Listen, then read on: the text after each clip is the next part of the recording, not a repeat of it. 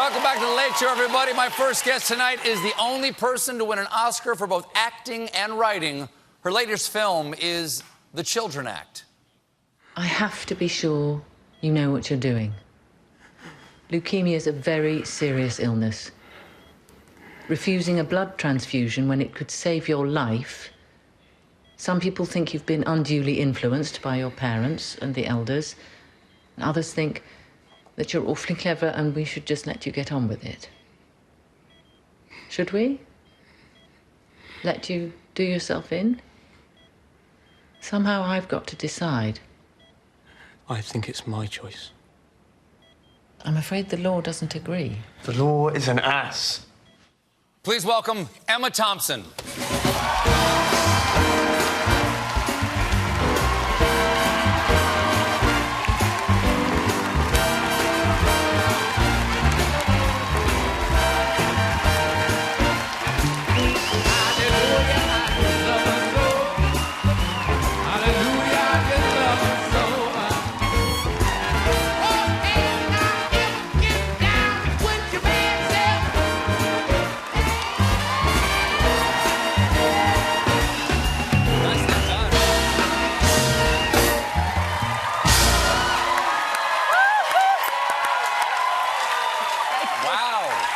Wow.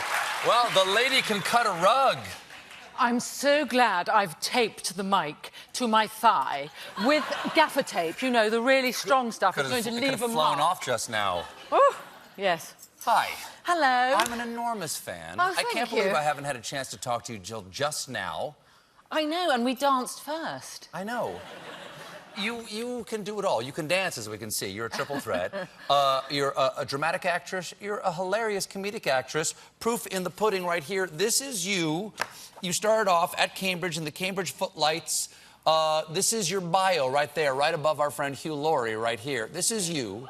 If you don't mind, I'm gonna read your bio here. Do. Shaves her head, wears baggy trousers and little round glasses, deplores debilitories, drinks pints, protests regularly, votes Socialist Workers' Party, supports Spurs, eats fire, soaks pulses, wrestles, squats, is concerned, refuses to be stereotyped. Okay? Oh, boy. My question is... Yeah, nothing's changed. My question is that how much of that still applies? Yeah, well, pretty much all of it, although I do shave my legs. You do? And yeah. you still squat? I do, yeah, I did some this morning, actually. Oh, good. I'm beginning to regret them. But what else have we got? Shaves the head, yeah, I've done that twice. Yes. I still Recently, wear it baggy looks like. trousers. Yes. Yeah, it's kind of... That was always the joke. The joke was I was going to end up doing street theatre in India. Oh, really? Yeah. Did you end up doing street theatre? I was a bit earnest, I think. Dude, I had a girlfriend in college who wanted us to do street theatre. And I always thought, like, those people on the street don't want to see us do theatre. No. They're just trying to get to work. We're an obstruction. Yeah, yeah, don't ever do it. Don't ever do it. It's like clowns, you know, or people doing mime and stuff in the street. You just immediately turns me into a psychopath. I just want to kill them. They're a public hazard. Awful. I understand that sketch comedy, or failure of sketch comedy, got you to Sense and Sensibility. How did that happen? Oh, well, so, yes, another sketch I wrote for a television series was about a Victorian woman coming home. It's all about sex. I can't believe it. Anyway, never mind. It's fine. It's interesting. A Victorian woman coming home to talk to her mother. And as the conversation transpires, she's talking about the fact that her husband is a scientist. And at some point over breakfast, he's shown her a little creature that seems to live in his lap. And that he says to her, "Do you know what this is?" And she then describes the behaviour of this little creature, and you realise that he's talking about his genitals, and she doesn't know what they are because she's been brought up, as so many women were in those days, in absolute and utter ignorance, not only of sex and the sex act, but also of people's genitalia, and the male genitalia, which, as we all can agree, I think, is, upon first sight, relatively alarming. And not... I agree. 100%. 100%. Come on. 100%. We're so sorry. It takes a while. It does. To it looks like accustom. it's in its pupa stage. Yep. So that's what the joke was about this. And for some reason or other, the producer of Sense and Sensibility watched this sketch, this actual sketch, and thought, she's the woman I want to adapt Jane Austen to the screen. And adapt you did. What a brilliant, beautiful movie. I love that movie. I've seen it so many times. It was quite meaningful movie for you too, because Kate Winslet, who plays Marianne Dashwood, your sister, in this, she almost dies from a crush for this man, Mr. Willoughby. Yes. She basically goes out into the rain looking for him and nearly dies. Yes. Okay. Yes. And they're very, very delicate women back in Jane Austen's day. They're not waterproof. No. Okay? And she doesn't get him, but you did, because this is now your husband, which somehow I did not know. This is Greg Wise, your husband. He doesn't look like that anymore. Don't panic. It's fine. He doesn't look He's, like this? You know, he's kind of... No, it's all good. It's all good. It's good? It's all good. Yeah. Donald Trump, I understand, asked you out once. Don't remind me. The one that got away. How did that... This is not a picture of him. I don't believe that's a picture of him. He did. But how did that happen, Emma? I don't know. He's weird. He just rang. I was in my trailer. I was making primary colours, and we were in the Universal Studios, and I had a trailer, and I had an old Bakelite phone in it that never rang. I didn't know what the number was, and it rang one day, and it was Donald Trump. He somehow got your number? He got the number in my trailer. Weird. And I mean, in those days, he was just a kind of tacky property owner. You know. Sorry, everyone. These days, too, really. Yeah.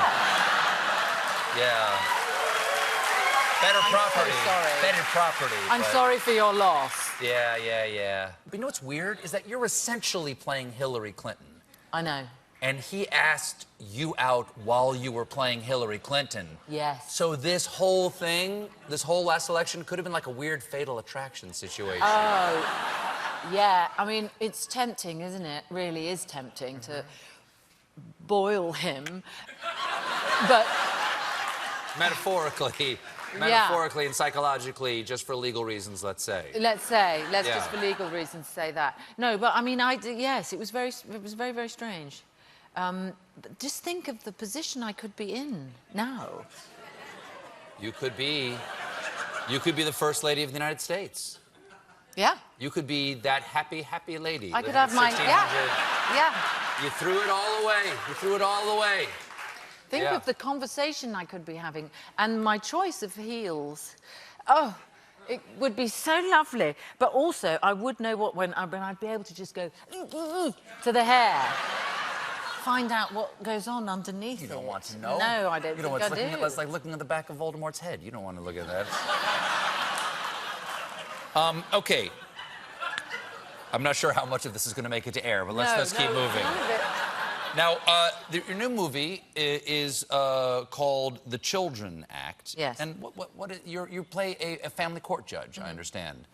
Did it give you insight into the judicial system over there? I mean, there are some complaints. I actually read an article in The Guardian right before the show tonight saying that people say these family courts in the UK have too much power to take away people's children or to affect the lives of people's families. No, I mean, I think the judges that I've met and spoke to would say quite the opposite, actually. And at the moment, we're in big trouble because since legal aid was cut, we have in our courts now, what we call litigants in person, which means that people come in and they defend themselves, but because they don't understand the letter of the law, it takes much longer, it costs much more. So, in fact, at the moment, the family courts are really hobbled by a lot of the laws that we've passed recently. I mean, you know, we're all in big trouble at the moment, aren't we, anyway? Yes. I nearly wore a white wimple, actually, because I thought this was a little bit Handmaid's Tale. I thought perhaps I'd wear a napkin or something, just because of Brett Kavanaugh, you know, because it was just so terrible when that happened. I'm so sorry. Oh, God, it's all so terrible. Let's talk about something else.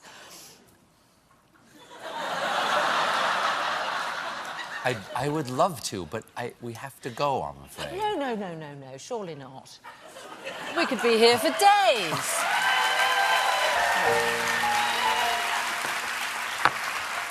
Is that an actual drink? It's an actual drink. Would you like a drink? Yes, of course. He's got a drink cabinet. Do you like rum? Do you want scotch, bourbon, rum? Bourbon, what do you... A spot of rum would be lovely. Thank you so much. You're welcome.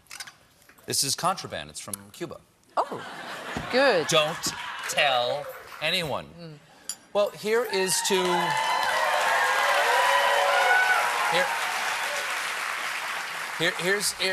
you. Wow. It's quite good, isn't it? Wow. Here's to you, and here's to cabaret, and here's to dancing. Emma, thank you so much for being here. Mud in your The eye. Children Act is in theaters September 14th and on DirecTV now. Emma Thompson, everybody. We'll be right back with pop star